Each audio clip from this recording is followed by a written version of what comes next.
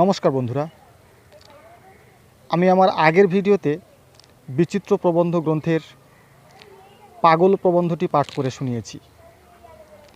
আজকের ভিডিওতে একই গ্রন্থের অর্থাৎ বিচিত্র প্রবন্ধ গ্রন্থের রঙ্গমঞ্চ প্রবন্ধটি পাঠ করে শোনাব।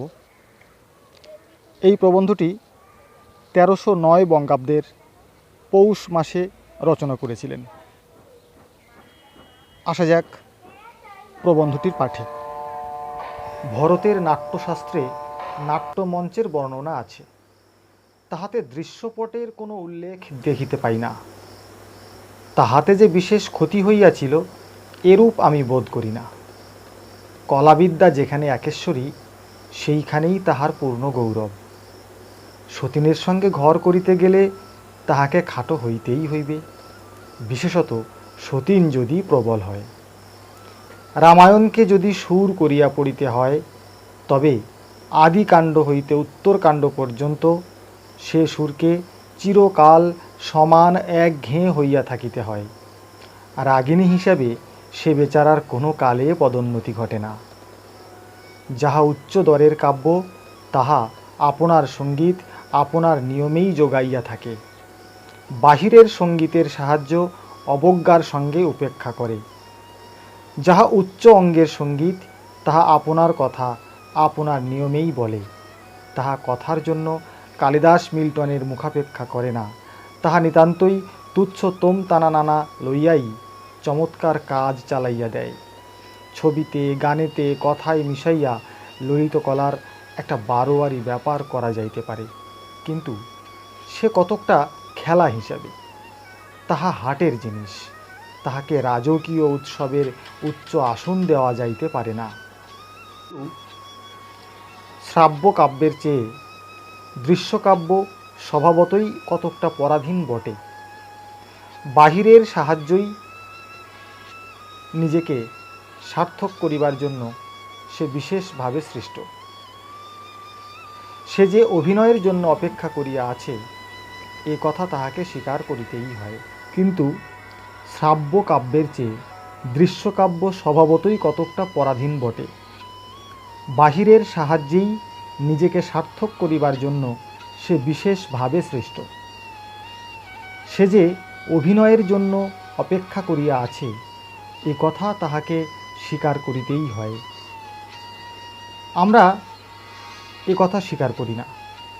সাধ্বী স্ত্রী যেমন স্বামীকে ছাড়া আর কাহাকেও চায় না, ভালো কাব্য তেমনি ভাবুক ছাড়া আর কাহারও অপেক্ষা করে না। সাহিত্য পাঠ করিবার সময় আমরা সকলেই মনে মনে অভিনয় করিয়া থাকি।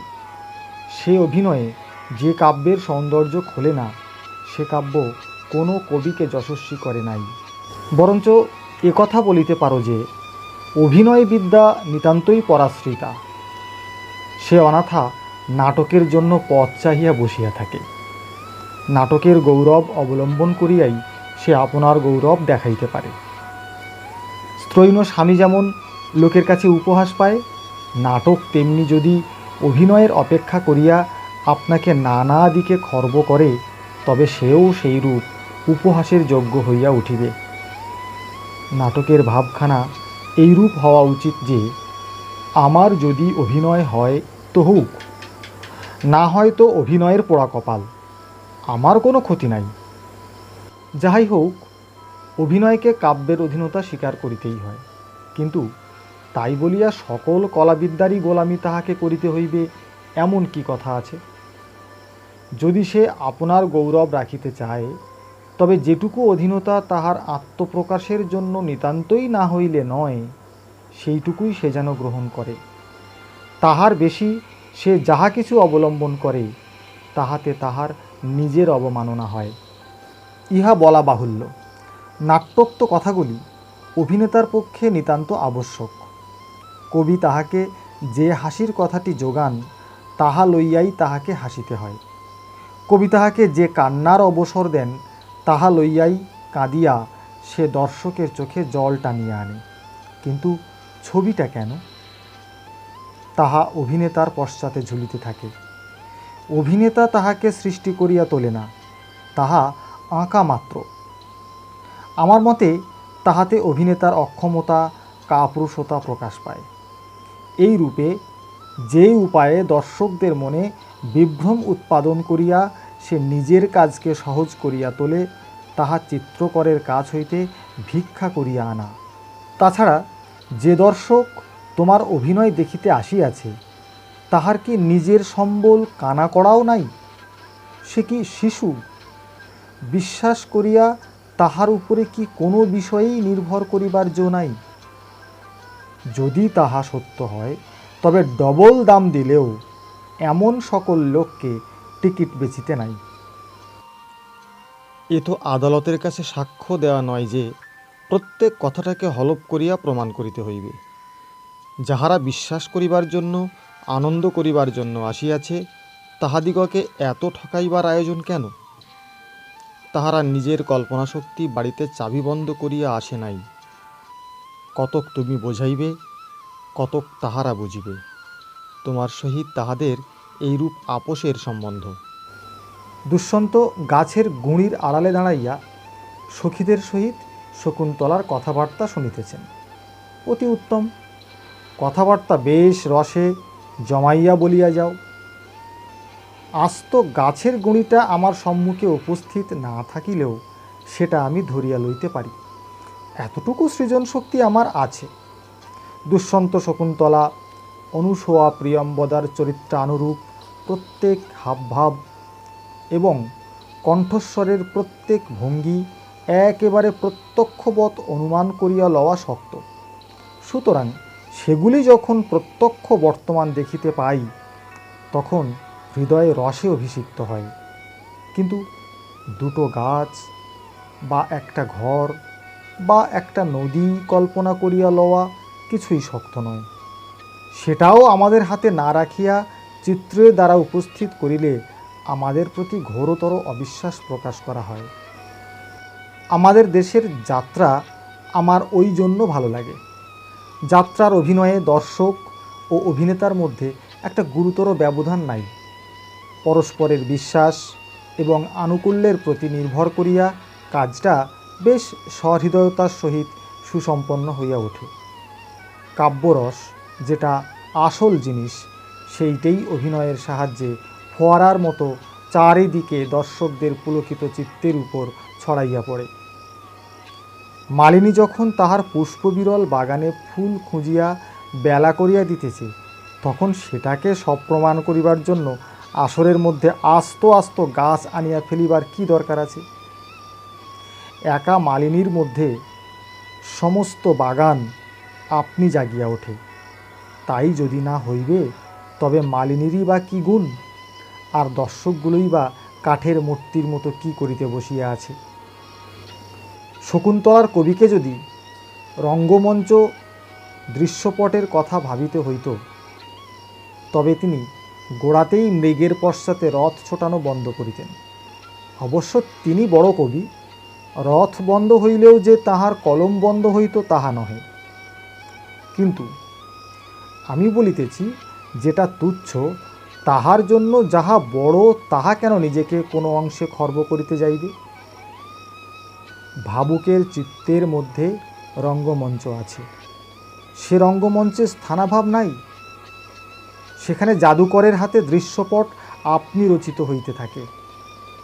সেই মঞ্চ, সেই পটই নাট্যকারের লক্ষ্যস্থল। কোনো কৃত্রিম মঞ্চ ও কৃত্রিম পট কবিকল্পনার উপযুক্ত হইতে পারে না।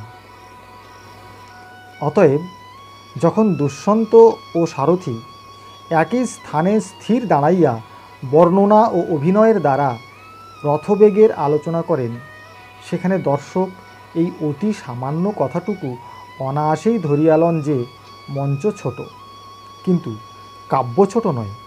অতএব কাব্যের খাতিরে মঞ্চের এই অনিবার্য ত্রুটিকে প্রসন্ন চিত্তে তাঁহারা মার্জনা করেন এবং নিজের চিত্তক্ষেত্রকে সেই ক্ষুদ্রায়তনের মধ্যে প্রসারিত করিয়া দিয়া মঞ্চকেই মহীয়ান করে তোলেন। কিন্তু মঞ্চের খাতিরে কাব্যকে যদি খাটো হইতে হইত, তবে ওই কয়েকটা হতভাগ্য কাষ্ঠখণ্ডকে কে মাপ করিতে পারিত? শকুন্তলা নাটক বাহিরের চিত্রপটের কোনো অপেক্ষা রাখে নাই বলিয়া আপনার চিত্রপটগুলিকে আপনি সৃষ্টি করিয়া লইয়াছে।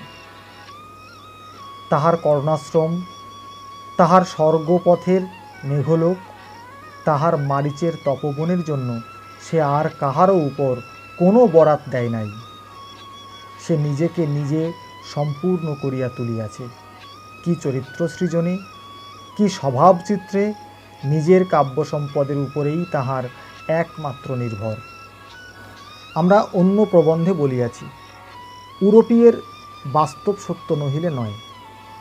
কল্পনা যে কেবল তাহাদের চিত্তরঞ্জন করিবে তাহা নয়, কাল্পনিককে অবিকল বাস্তবিকের মতো করিয়া বালকের মতো তাহাদিগকে ভুলাইবে। কেবল কাব্যরসের প্রাণদায়িনী বিশল্যকরণীটুকু হইলে চলিবে না, তাহার সঙ্গে বাস্তবিকতার আস্ত গন্ধমাদনটা পর্যন্ত চাই। এখন কলিযুগ, সুতরাং গন্ধমাদন টানিয়া আনিতে ইঞ্জিনিয়ারিং চাই। তাহার ব্যয়ও কম নহে। বিলাতের স্টেজে শুধুমাত্র এই খেলার জন্য যে বাজে খরচ হয়, ভারতবর্ষের কত অভ্রভেদী দুর্ভিক্ষ তাহার মধ্যে তলাইয়া যাইতে পারে। প্রাচ্য দেশের ক্রিয়াকর্ম, খেলা, আনন্দ সমস্ত সরল সহজ। কলাপাতায় আমাদের ভোজ সম্পন্ন হয় বলিয়া ভোজের যাহা প্রকৃততম আনন্দ, অর্থাৎ বিশ্বকে অবারিতভাবে নিজের ঘরটুকুর মধ্যে আমন্ত্রণ করিয়া আনা সম্ভবপর হয়। আয়োজনের ভার যদি জটিল ও অতিরিক্ত হইত, তবে আসল জিনিসটাই মারা যাইত। বিলাতের নকলে আমরা যে থিয়েটার করিয়াছি, তাহা ভারাক্রান্ত একটা স্ফীত পদার্থ। তাহাকে নড়ানো শক্ত, তাহাকে আপামর সকলের দ্বারের কাছে আনিয়া দেওয়া দুঃসাধ্য। তাহাতে লক্ষ্মীর পেঁচাই সরস্বতীর পদ্মকে প্রায় আচ্ছন্ন করিয়া আছে। তাহাতে কবি ও গুণীর প্রতিভার চেয়ে ধনীর মূলধন ঢের বেশি থাকা চাই। দর্শক যদি বিলাতী ছেলেমানুষিতে দীক্ষিত না হইয়া থাকে এবং অভিনেতার যদি নিজের প্রতি ও কাব্যের প্রতি যথার্থ বিশ্বাস থাকে, তবে অভিনয়ের চারিদিক হইতে তাহার বহুমূল্য বাজে জঞ্জালগুলো ঝাঁট দিয়া ফেলিয়া তাহাকে মুক্তিদান ও গৌরব দান করিলেই সহৃদয় হিন্দু সন্তানের মতো কাজ হয়। বাগানকে যে অবিকল বাগান আঁকিয়াই খাড়া করিতে হইবে এবং স্ত্রী চরিত্র অকৃত্রিম স্ত্রীলোককে দিয়াই অভিনয় করাইতে হইবে, এইরূপ অত্যন্ত স্থূল বিলাতী বর্বরতা পরিহার করিবার সময় আসিয়াছে। মোটের উপরে বলা যাইতে পারে যে জটিলতা অক্ষমতারই পরিচয়। বাস্তবিকতা কাঁচ পোকার মতো আর্টের মধ্যে প্রবেশ করিলে তেলাপোকার মতো তাহার অন্তরের সমস্ত রস নিঃশেষ করিয়া ফেলে এবং যেখানে অজীর্ণ বশত যথার্থ রসের ক্ষুধার অভাব, সেখানে বহুমূল্য বাহ্য প্রাচুর্য ক্রমশই ভীষণ রূপে বাড়িয়া চলে। অবশেষে অন্নকে সম্পূর্ণ আচ্ছন্ন করিয়া চাটনি স্তূপাকার হইয়া ওঠে।